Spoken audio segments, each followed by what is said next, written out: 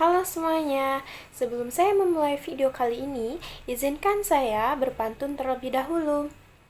Ada lebah hinggap di bunga, tidak lupa menghisap madu. Dengan senyuman aku menyapa, Assalamualaikum warahmatullahi wabarakatuh. Sebelumnya, perkenalkan nama saya Deti Kurniawati dengan NPM F0H02410 dari kelas 1A dengan dosen pengapu Ibu Dika Zakia MPD dan Bapak Dr.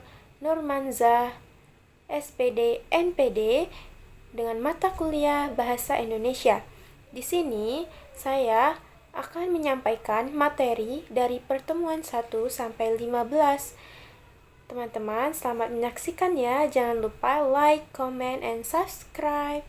Untuk pertemuan yang pertama, itu membahas hakikat bahasa Indonesia.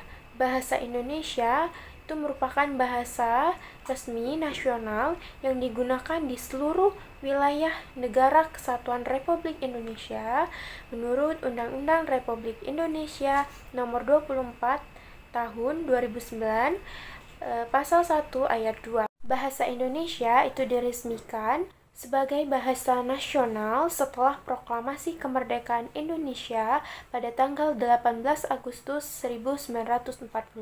Bahasa Indonesia itu memiliki fungsi sebagai bahasa komunikasi kedua bagi sebagian warga negara Indonesia, karena bagian warga negara Indonesia itu menggunakan salah satu dari 748 bahasa daerah yang ada di Indonesia sebagai bahasa ibu. Mengapa bahasa Melayu itu bisa diangkat sebagai bahasa Indonesia?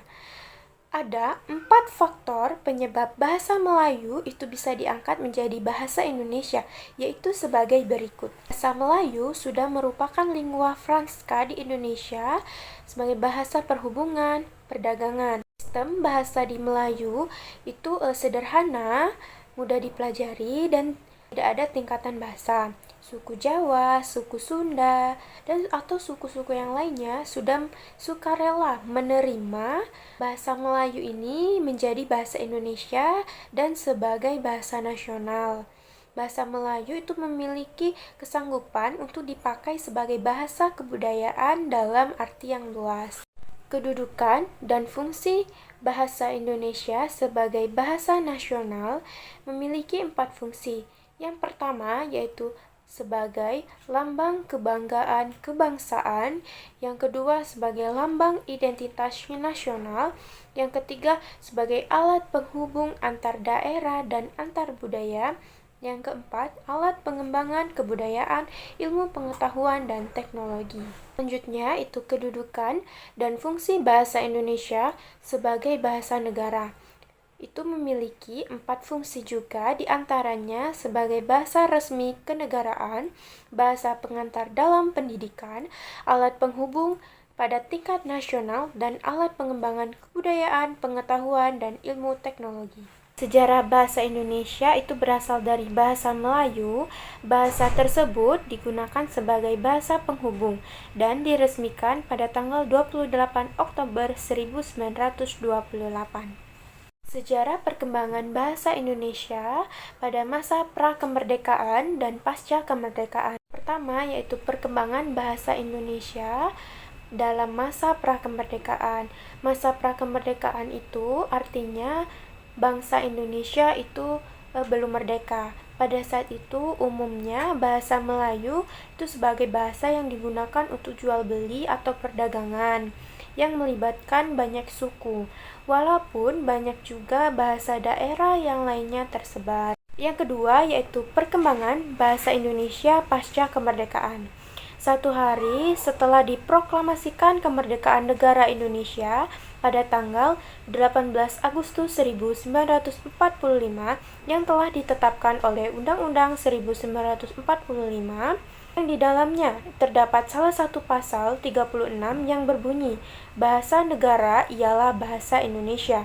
Dengan demikian, sejak itu bahasa Indonesia menjadi bahasa resmi negara, sehingga semua urusan yang berkaitan dengan pemerintahan, kenegaraan, pendidikan, dan ataupun forum itu resmi menggunakan bahasa Indonesia. Pertemuan yang kedua yaitu sikap bahasa. Sikap bahasa itu merupakan bentuk salah satu kita menghargai dan menjaga bahasa. Sikap bahasa itu peristiwa atau perasaan, kejiwaan setiap seseorang itu terhadap bahasanya sendiri atau bahasa orang lain dalam wujud bangga, mengejek, menolak, atau menghargai bahasa tersebut. Ciri dari sikap bahasa itu ada 3. Yang pertama yaitu kesetiaan bahasa, yang kedua kebanggaan bahasa, yang ketiga keseimbangan adanya norma bahasa. Komponen dalam sikap bahasa itu ada yang pertama kognitif, afektif, dan konotatif.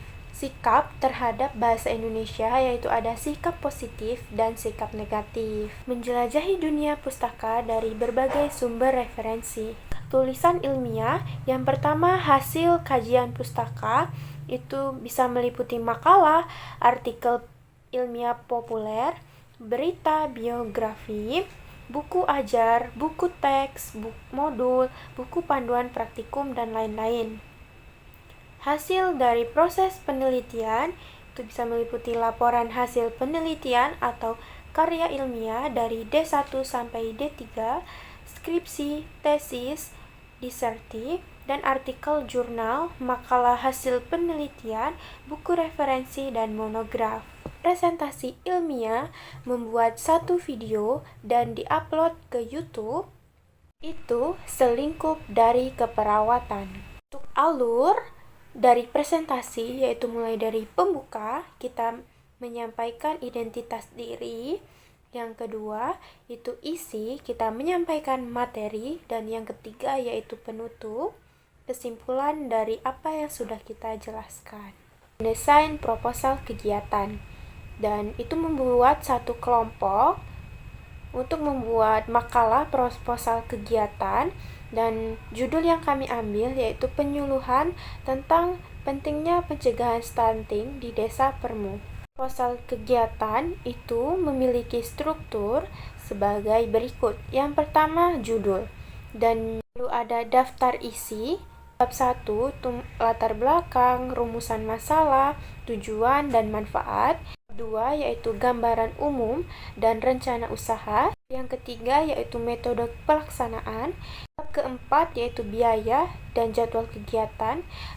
Lalu ada daftar pustaka. Saat pertemuan yang ke-8 yaitu kita melaksanakan ujian tengah semester. Untuk pertemuan yang ke-9 yaitu mengulas kembali mengenai mendesain proposal kegiatan. Pertemuan yang ke-10 dan yang ke-11 yaitu mendesain proposal penelitian. Hakikat penelitian. Penelitian adalah suatu cara atau usaha yang sistematis untuk menyelidiki masalah tertentu atau potensi dengan tujuan mencari jawaban dari masalah yang diteliti dengan metode yang ilmiah, menurut Sugiono 2020. Terus proses penelitian dengan metode ilmiah. Yang pertama, kita mengidentifikasi permasalahan penelitian seperti menetapkan permasalahannya, menjustifikasinya, menyebutkan pentingnya untuk peneliti bagi audiensi tertentu. Lalu yang kedua, kita tinjauan kepustakaan, menemukan sumber, menetapkan sumber dan menyeleksi sumber, lalu merangkum sumber. Yang ketiga, yaitu kita menetapkan maksud dari penelitian, mengidentifikasi maksud pernyataannya, dan mempersempit pernyataan maksud untuk pernyataan atau hipotes. Lalu pengumpulan data, itu menyeleksi individu-individu yang untuk diteliti, lalu mendapatkan izin dan mengumpulkan informasi, dan lalu menganalisis dan menginterpretasi data. Yang pertama untuk menguraikan datanya, mempresentasikan data, dan menjelaskan data. Pelaporan dan evaluasi penelitian itu yang pertama memutuskan tentang audiensi, menstruktur laporan, dan menulis laporan dengan sensitif. Perkembangan metode penelitian itu yang pertama dengan kuantitatif, yaitu menguji atau membuktikan teori. Biasanya ini digunakan oleh mahasiswa tingkat D3. Dan instrumen yang dipakai yaitu meliputi tes, uji laboratorium, dan kuesioner. Selanjutnya yaitu kualitatif, itu menghasilkan dan mengembangkan teori. Biasanya ini langsung terjun ke lapangan, mengobservasi dan mewawancarai. Untuk bagian yang ketiga yaitu campuran, gabungan dari kuantitatif dan kualitatif untuk membuktikan dan mengembangkan teori. Sistematika proposal penelitian secara kuantitatif. Yang pertama ada abstrak, lalu ada lembar pengesahan, dan bab 1 pendahuluan, bab 2 kerangka berpikir dan kerangka teori, lalu bab 3 metode penelitian, bab 4 hasil dan pembahasan, bab 5 itu ada kesimpulan dan saran, dan ada daftar pustaka, lalu ada lampiran. Sistematika proposal penelitian secara kualitatif. Ada abstrak juga, ada lembar pengesahan, bab 1 itu pendahuluan, bab 2 landasan teori, bab 3 metode penelitian, bab 4 itu hasil dan pembahasan, lalu bab 5 itu kesimpulan dan saran, ada daftar pustaka dan lampiran. Untuk perbedaannya itu ada di bab 2. Secara kuantitatif itu bab 2 kerangka teori dan kerangka berpikir. Untuk di bagian bab kedua secara kualitatif itu landasan teori. Melaporkan dan mempresentasikan hasil penelitian. Membagi kelompok untuk menganalisis sistematika penulisan LTA D3 keperawatan. Artikel ilmiah hasil penelitian. Artikel hasil penelitian itu merupakan ringkasan hasil penelitian yang disusun secara sistematika dengan bahasa yang menarik dan gaya selingkung jurnal yang dituju dengan jumlah halaman 10-20 menurut Dalman 2018. Jenis dari kaidah ilmiah seperti kutipan, format penulisan, dan penulisan daftar pustaka. Penulisan kutipan langsung yaitu mengutip sama persis dengan teks aslinya, dan untuk penulisan kutipan tidak langsung cara mengambil intisarinya dan kita menggunakan bahasa sendiri. Menganalisa sistematika dari isi artikel hasil penelitian di bidang keperawatan. Yang pertama itu ada judul, dan yang kedua itu ada identitas penulis. Yang ketiga ada abstrak, dan abstrak ini biasanya ditulis maksimal 250 kata. Dan dalam abstrak ini itu menggunakan pola Imrod. Yang pertama itu ada introduction atau pendahuluan. Yang kedua method atau metode. Ketiga itu ada result, hasil dari penelitian. Ada discussion, diskusi atau pembahasannya. Dan juga yang terakhir itu ada conclusion atau kesimpulan. Pada bagian introduction itu biasanya menyampaikan kajian secara relevan, menyampaikan kajian berdasarkan kebijakan, misalnya kebijakan Kemenkes, lalu menyampaikan hasil observasi. Dan pada bagian metode itu biasanya menyampaikan metode yang digunakan. Bagian result itu menjelaskan hasil penelitiannya dengan fakta tanpa melibatkan interpretasi dari hasil tersebut. Bagian yang selanjutnya itu discussion, diskusi atau pembahasan itu mempunyai fungsi untuk menginterpretasikan dan menjelaskan penelitian tadi. Lalu ada conclusion atau kesimpulan yang berisi rangkuman secara ringkas. Reference itu daftar pustaka atau referensi. Pada saat pembukaan tadi, saya buka dengan pantun dan saya mengakhirinya akan menggunakan pantun juga. Buah pepaya, buah melon. Terima kasih ya sudah menonton.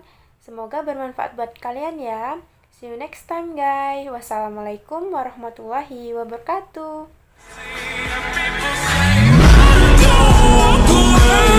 She's sweet but a psycho.